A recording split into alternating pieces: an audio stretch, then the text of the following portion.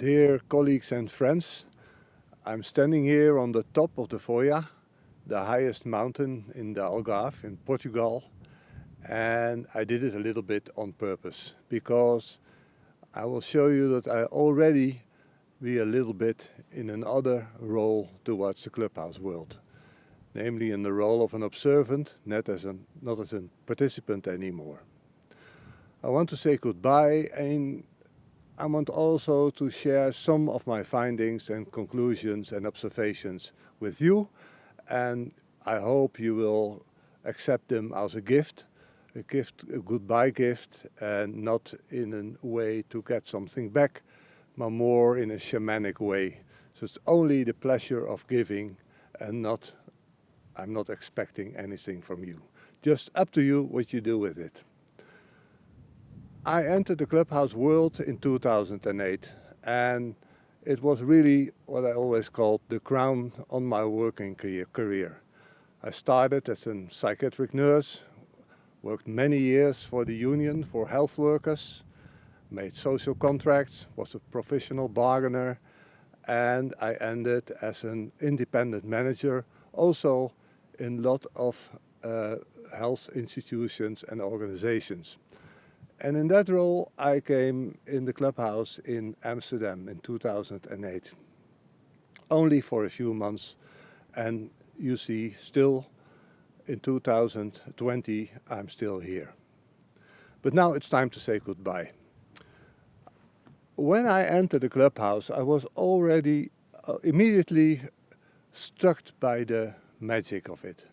I noticed there is a totally different situation I was used to before. I felt the atmosphere, the welcoming atmosphere, the warm atmosphere, but most of all, the relationships are good, the people are working, and there was a very collegial atmosphere. But most of all, I saw people recover, people with suffering from severe mental illness, I met before in earlier experiences, and now I see them recover and get their life back, and I was very, very astonished by it. I was surprised that it could happen, and more I feel this magic of the Clubhouse, and I believed in it, and I became an admirer and an active supporter. That was the reason, formerly the reason, that I started with my international activities, with the preparations of Clubhouse Europe, and in 2011 we started Clubhouse Europe. Clubhouse Europe is started as an organization, above all, to disseminate the model in Europe. Dissemination was our greatest goal that we want to achieve. And that's what we worked on very hard all those years. And despite all the good things I experienced, the enthusiasm I met with other organizations, and the love for the Clubhouse in many situations, there was one thing that was missing.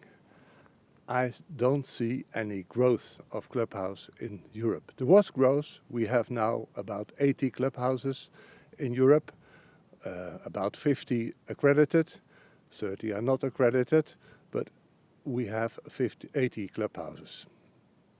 But still, we talk about a population of 500 million people, and thinking about 1/5 has to deal with serious mental problems in their lives. We talk about 100 million people who are suffering from mental issues with problems they can't solve by themselves. And only 80 Clubhouses for them available. And that was the big question. Why didn't we see growth in the Clubhouse world? Then, a few years ago, we think we have to distinguish ourselves on quality. And then we introduced stricter rules on the accreditation policy on Clubhouses. I supported that policy. I think that's a good thing to distinguish yourself on quality. And we worked very hard to introduce and to the accreditation policy of Clubhouse International. And we see a lot of clubhouses are getting accredited who were not accredited before. But still, the growth is not what we want to see. There is relative growth in accredited clubhouses, but not to the tremendous need in the world for psychiatric solutions, possibilities, new perspectives for the people. Noticing that, I was questioning myself, what's the reason why our clubhouse model is not so popular as I think it should be? We are not invisible for other organizations anymore. We are well known enough to think to achieve our goal when we think the invisibility is our problem, because we became visible. So what's the problem with Clubhouse? That other organizations, governments, reform programs does not adapt the Clubhouse model as a solution for the needs they see. I think we have a too close proposition, and even with some colonial aspects in it. It's an American solution, it's closed, but also the language is English. So what I think, we have to change our strategy dramatically. We have to change towards a more consulting, a more advising manner of bringing our message. In the 70 years we exist, we became specialists on community-based recovery. And if there is the need for community-based recovery, and you see it everywhere in every report of all international organizations dealing with mental health, community-based recovery is the solution.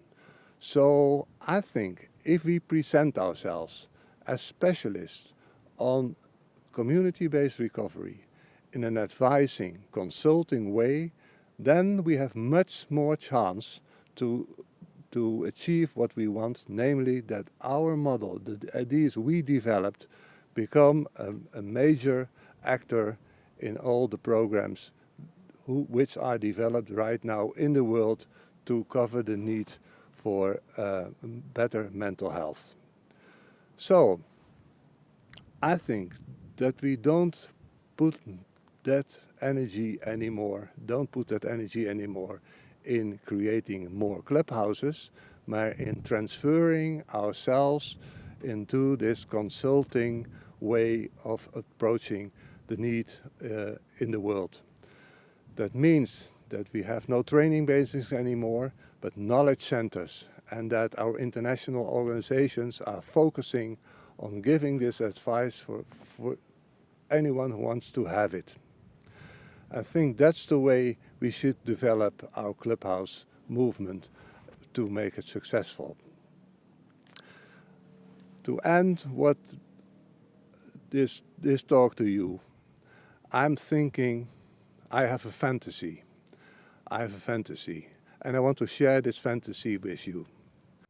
It's the year 2120, 100 years from now, and I visit the Global Museum on Psychiatry. It's a huge and great and beautiful building. I enter the building and I see a hall, and the hall carries the name Pauli Löya Hall. And all other names are familiar to me, the Joel Corcoran Corridor, the Ken Dudek Wing, and then I enter a hall with all desks and tables in it, and all the tables are screens on it with computers. I go to a table and I see that the nameplate is on it with my name, Reitsma, 1952 till 2045. And I think I have some years to go. I'm happy.